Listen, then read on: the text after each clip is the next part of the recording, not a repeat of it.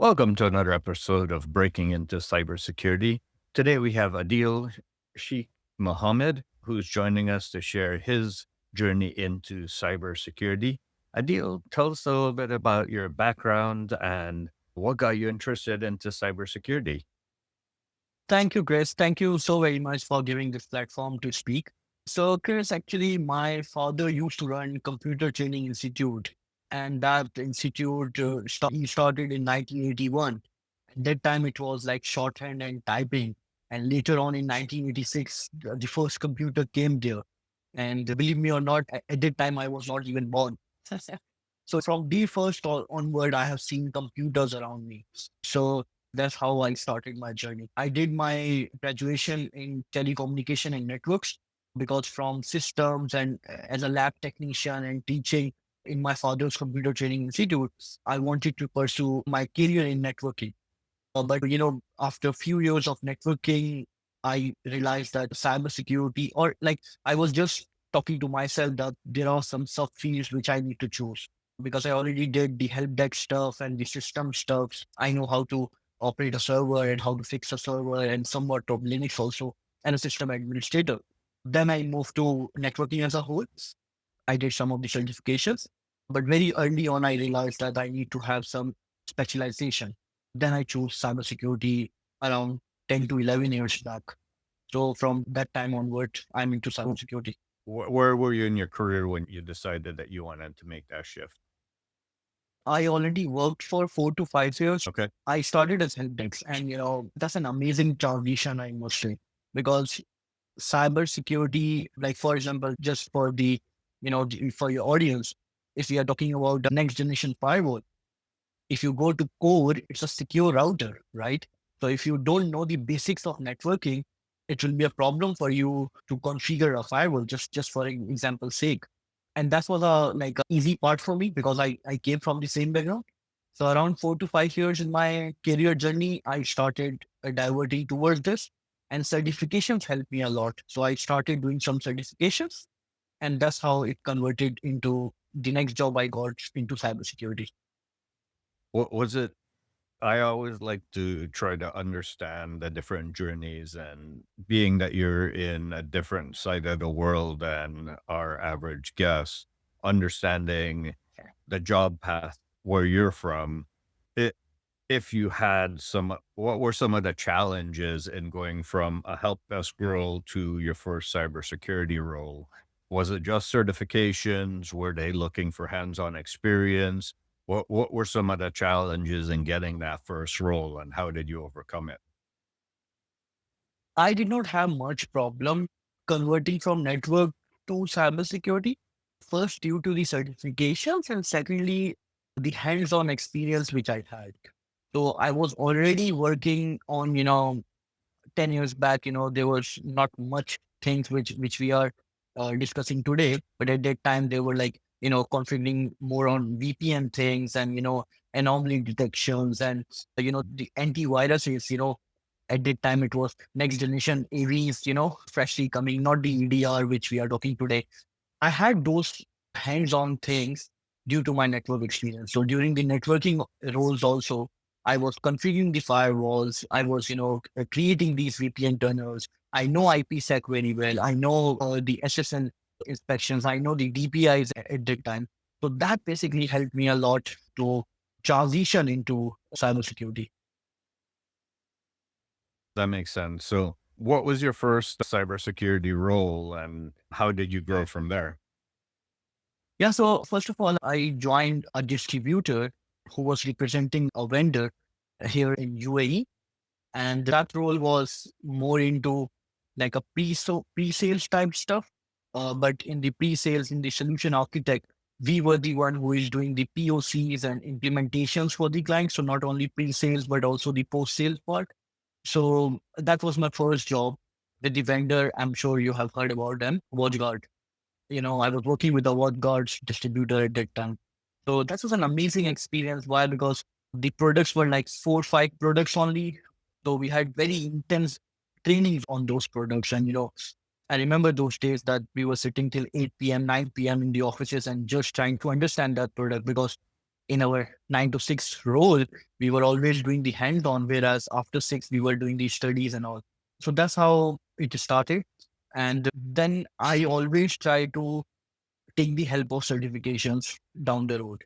So my first certification in cybersecurity was CEH, Certificate in Ethical Hacking from BIC Council.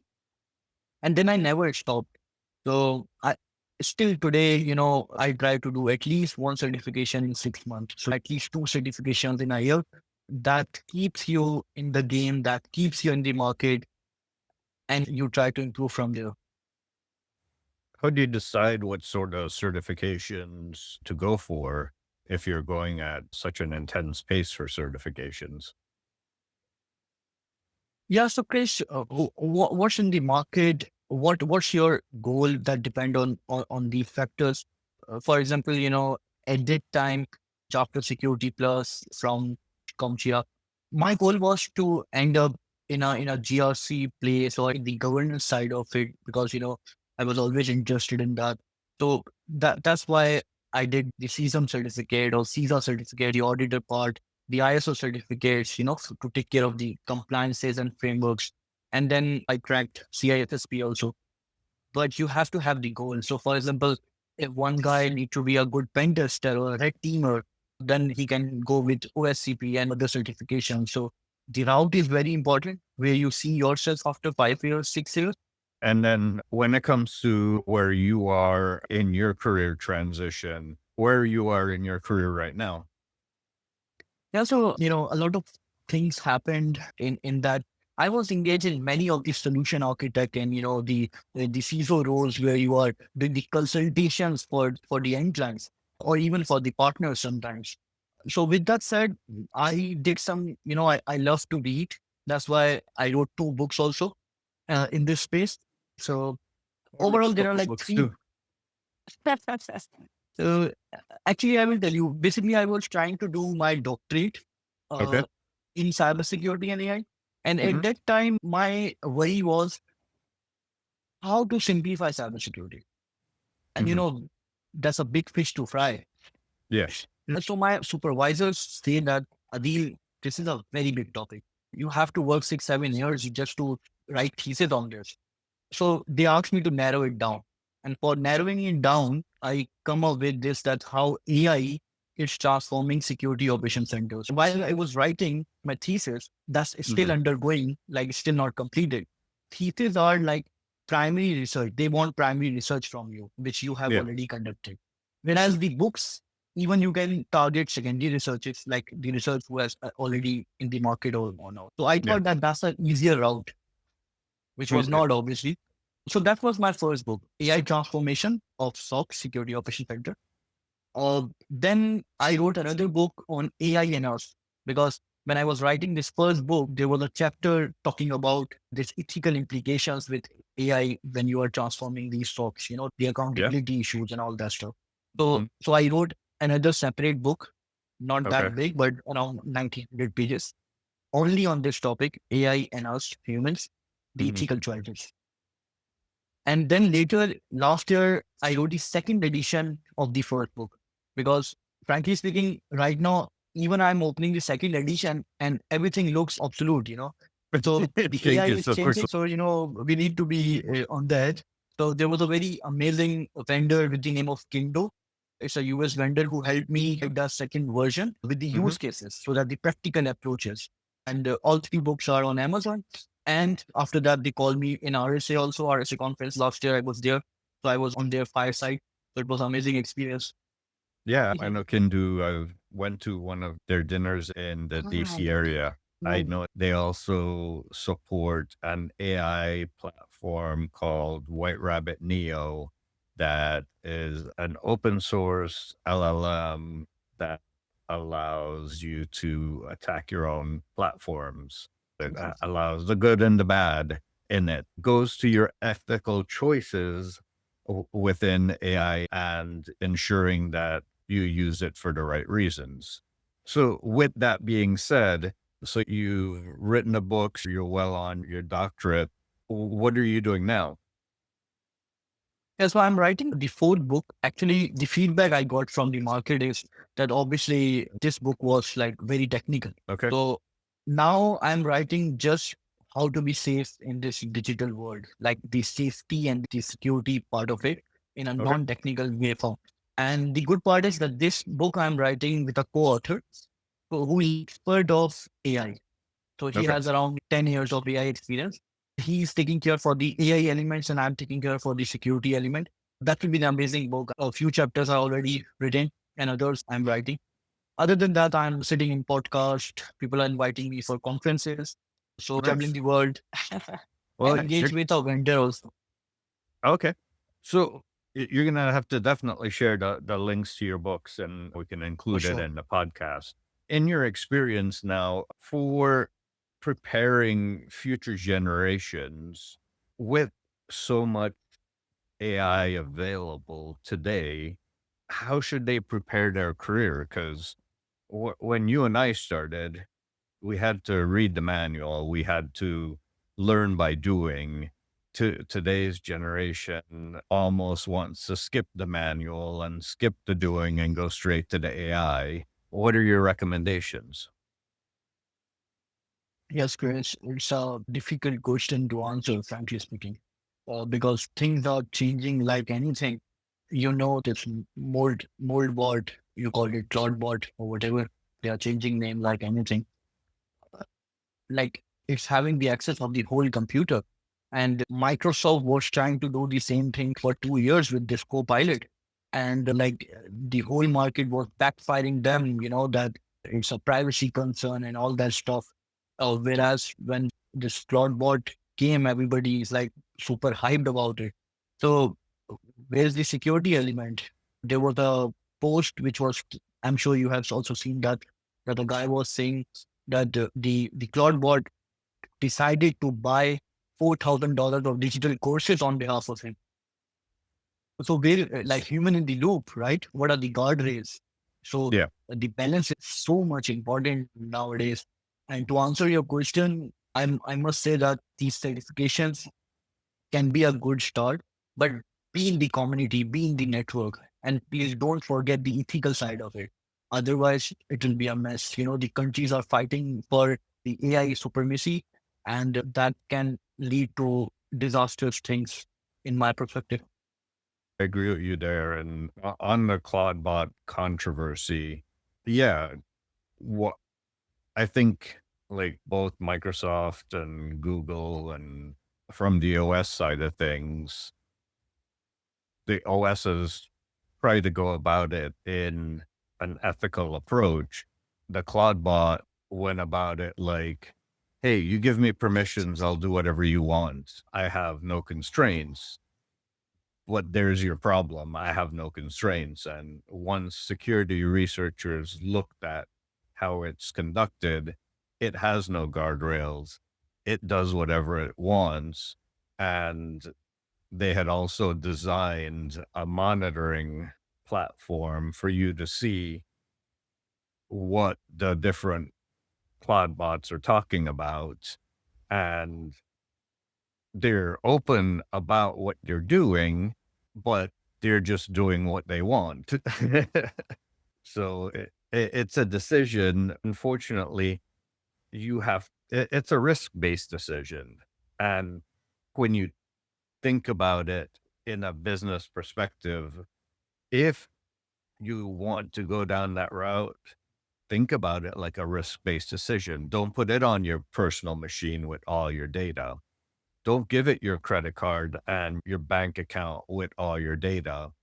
Put it on a special machine with limited network access.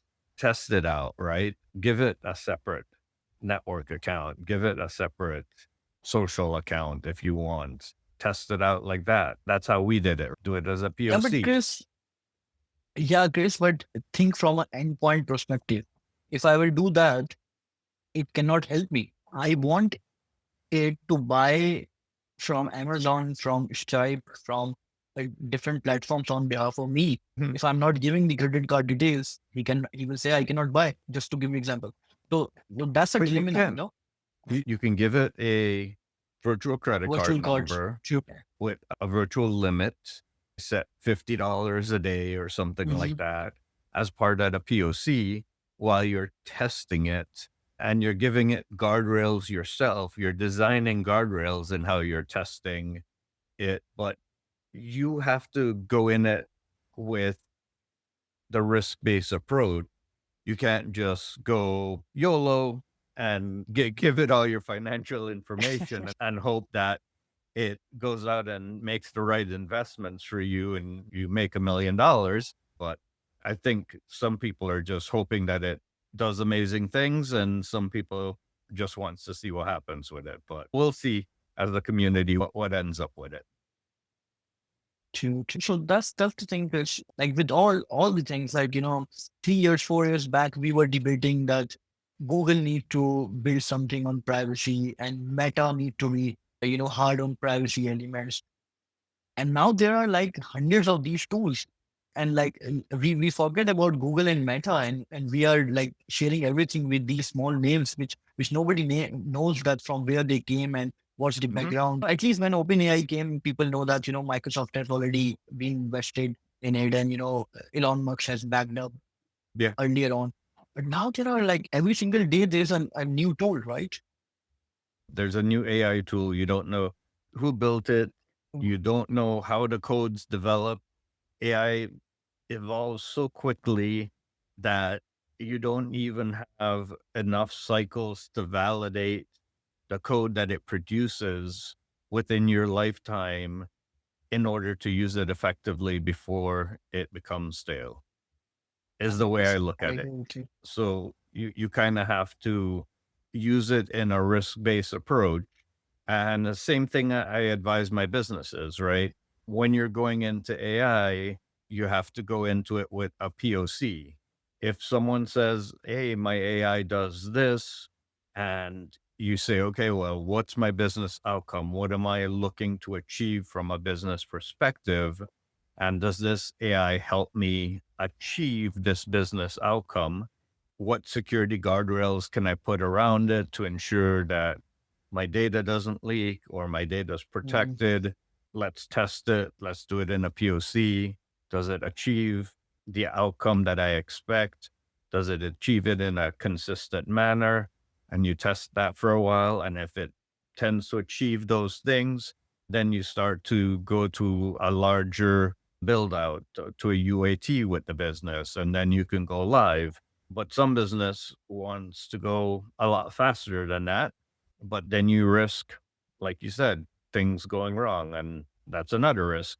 You risk losing the business certifications, the SOC 2s, the high trust, the PCIs that you work so hard Gateways. as a business to shore up and to validate with audit over years. True. I agree with you.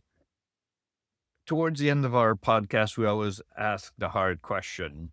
If you look back at yourself today and you were just starting your career, what advice would you give yourself if you were a young Adele starting today and you wanted to go into cybersecurity?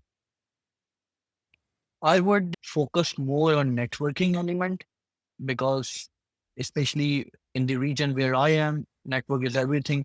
You will get your next job due to networks. So networking is a big element.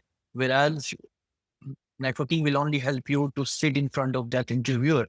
And So, then you have your networking with people, exactly. not networking computers. No, no, I just wanted to clarify that. you're right. So networking with people, in your circle, in your community, what cybersecurity professionals are saying, where they are going, where they are meeting. There are so many platforms nowadays. Try to mingle with them, try to meet them, offer them something for free, and start early. If I'm a young student, like I'm still studying or something, I would definitely do some internships and apprenticeships, even without pay, just to be in the market, just so that people know me, right?